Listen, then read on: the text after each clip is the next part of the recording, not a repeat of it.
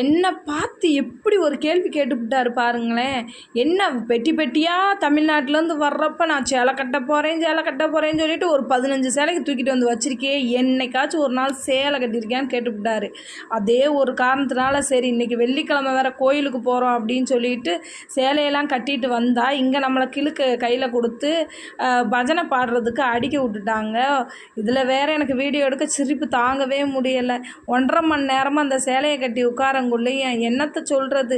என்னமோ விநாயகர் புண்ணியத்தில் டெய்லி வாழைப்பழம் லட்டுக்கு குறைச்சல் இல்லைல்ல, அதுக்காக வந்து உட்காந்துடுறோம்ல. கண்டிப்பாக 9 நாள் நம்ம ஒரு கெட்டப்பில் இனிமேல் வருவோம்னு சொல்லி நினச்சிட்டு என் வீட்டுக்காரர் கோயிலுக்கெல்லாம் போயிட்டு வந்துட்டியான்னு வேறு அக்கறையாக கேட்டார். சரி ஓகே, ஏதோ அக்கறையில் கேட்குறாருன்னு பார்த்தா நான் முட்டை போட்டுக்கிற போகிறேன்னு சொல்கிறாரு.